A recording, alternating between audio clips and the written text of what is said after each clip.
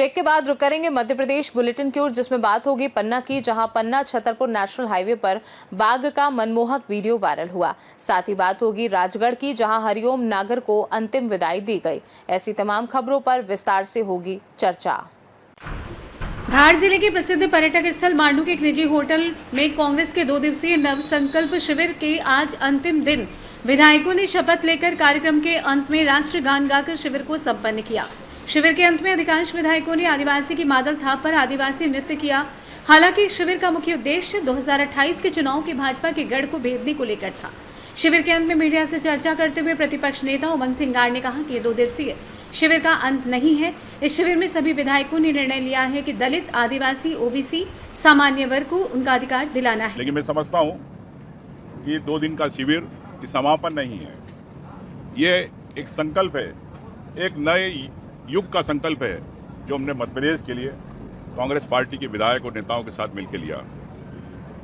वो मैं समझता हूँ कि हम अतीत के विचारों पे बात नहीं कर रहे थे, उसके साथ भविष्य की रूपरेखा कैसे हो उसको गढ़ने का एक ये संकल्प शिविर है।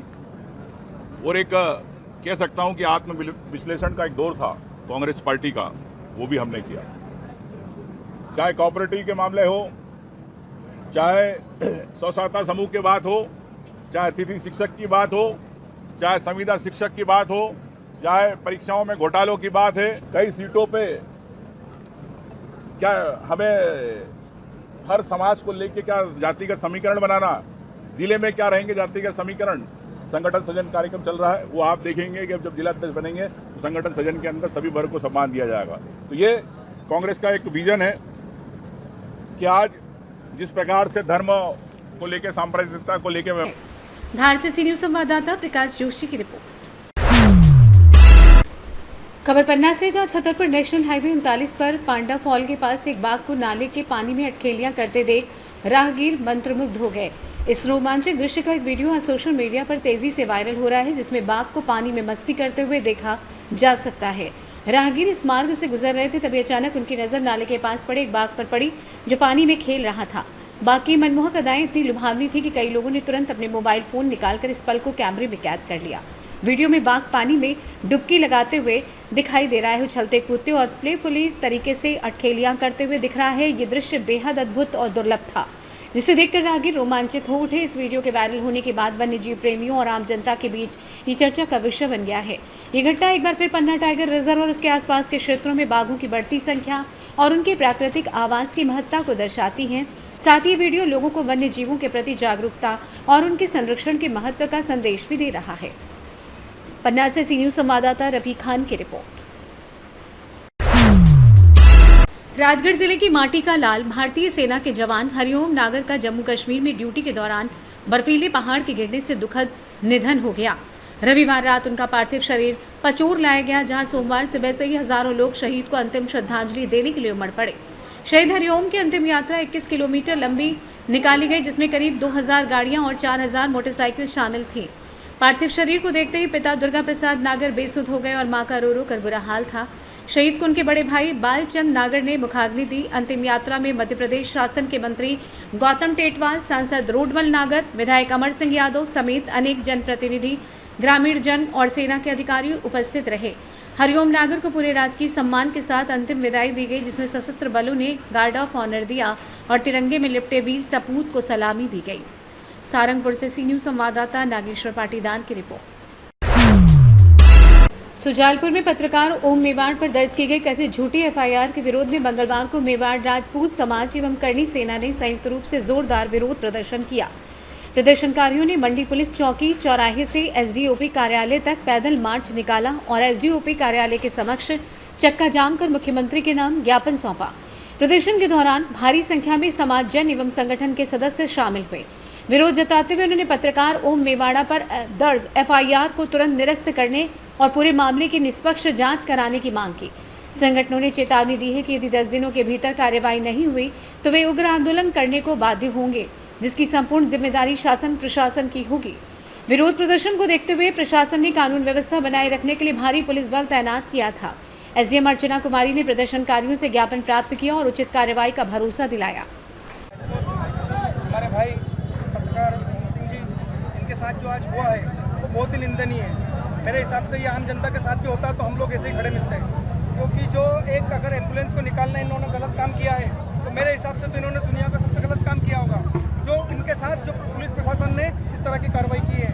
मैं आप लोगों के माध्यम से सर्व समाज को एक मैसेज छोड़ना चाहता हूँ, अगर इनके खिलाफ 10 दिन में ये कायमी जो वापस नहीं की गई तो हम बड़े लेवल पे इसको वापस धरने के रूप में हम शक्ति प्रदर्शन करेंगे। हमसे जो बनेगा उसके पे हम तैयार हैं। अगर प्रशासन चाहता है कि हम इस चीज़ को यहीं पर निराधार हो जाए, यहीं पर ख़त्म हो जाए, तो मैं सबसे निवेदन है कि प्रशासन 10 दिन में हमारी मांगे पूरी करें। क्या लगता है आपको राजनीतिक षड्यंत्र? ये देखो, राजनीतिक षड्यंत्र भी हो सकता है, कुछ भी हो सकता है, पर अगर ये चीज़ राजनीतिक पे है तो हम इलेक्शन के टाइम पे देंगे, इसका जवाब भी मिलेगा।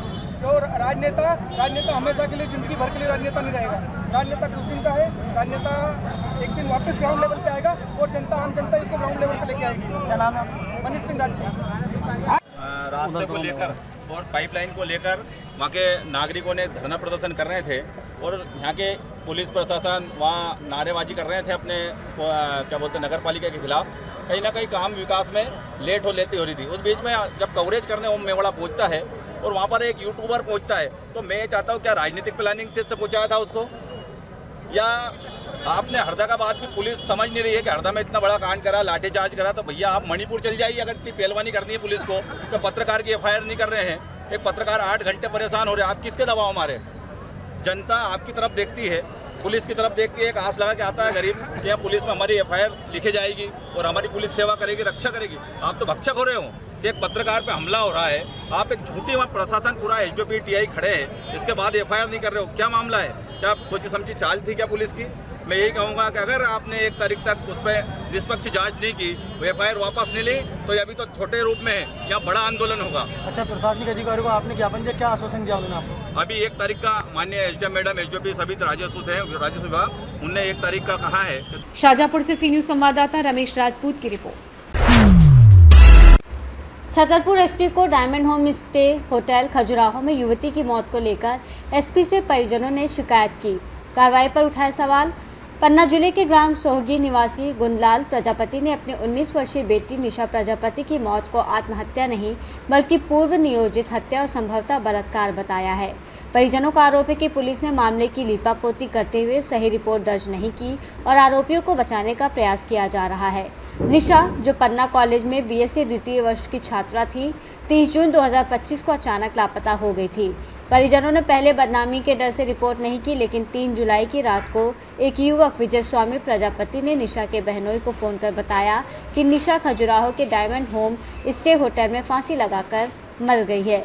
ये सुनते ही परिवार स्तब्ध रह गया। परिजनों ने जब अगली सुबह होटल पहुंचकर देखा तो कमरे में चौंकाने वाले दृश्य मिले। कमरे में शराब की 14 बोतलें और सिगरेट के पैकेट पड़े थे। बिस्तर और फर्श पर खून के धब्बे थे। बेटी के हाथ में गहरी चोट और खून के निशान मिले। परिजनों ने आरोप लगाया है कि ये हत्या है और संभवतः हत्या से पहले बलात्कार भी हुआ हो सकता है। पीड़ित परिवार ने मांग की आरोपी विजय स्वामी प्रजापति पर हत्या और बलात्कार की धाराओं में मुकदमा दर्ज कर सख्त कार्रवाई की जाए। हमारा नाम दिनेश प्रजापति। किस घटना को लेकर यहाँ पहुँचे? हमारे अपनी बहन को निशा प्रजापति की घटना से। क्या हो गया उनके साथ? उसके साथ बलात्कार हो गया सीधे सीधा, और उसने मार भी डाला है। आगे तो पट्टा से फांसी लगाई और पंखे से टांग दिया। आप लोग कहाँ पर आए हैं आज यहाँ पे? हमारे यहाँ छतरपुर एसपी बंगला शिकायत करने। आप क्या चाहते हैं प्रशासन से? हम तो चाहते हैं न्याय चाहते हैं। 376 302 केस लगना चाहिए। क्या नाम है दादा आपका? कहाँ के रहने वाले हैं? क्या नाम है आपका? कहाँ के रहने वाले? कहाँ के रहने वाले? कहाँ के रहने वाले? सुहागी के। क्या घटना घटी आपके साथ? बच्ची के मार डाला लियान के विजय स्वामी। पूरी घटना बताओ। बच्ची दवाई कराने आई रही पन्ना से उन्हें गाड़ी में बैठा के और लियान के। किसने बैठा रहा गाड़ी में? विजय स्वामी। कहाँ का है विजय स्वामी? रूम, बड़ी रूम। फिर क्या हुआ? हमें पता चलू तो हम उसे पहुँच गए तो हमें पलंग पर पड़ी मिली। कहाँ पर पड़ी मिली है वो? Khajuraho diamond home stay. तो आपने जब आपकी बच्ची मृत पाएगी तो आपको जानकारी कहाँ से मिली है? जानकारी उसी लड़के ने बताया, विजय स्वामी ने फोन लगाया। हमारा नाम दिनेश प्रजापति। किस घटना को लेकर यहाँ पहुँचे? हम आए अपनी बहन को नेता प्रजापति की घटना से। क्या हो गया उनके साथ? उसके साथ बलात्कार हो गया सीधा सीधा, और उसने मार भी डाला है, आगे तो पट्टा से फांसी लगाई और फिर पंखे से टांग दिया। आप लोग कहाँ पर आए हैं आज यहाँ पर? हम आए हैं छतरपुर SP बंगला शिकायत करने। आप क्या चाहते हैं प्रशासन से? हम तो चाहते हैं न्याय चाहते हैं, 376 302 केस लगना चाहिए। छतरपुर से सी न्यूज़ संवाददाता कुलदीप सक्सेना की रिपोर्ट। मध्य प्रदेश बुलेटिन में बस इतना ही। देश दुनिया की बाकी खबरों को जानने के लिए आप देखते रहिए सी न्यूज़ भारत।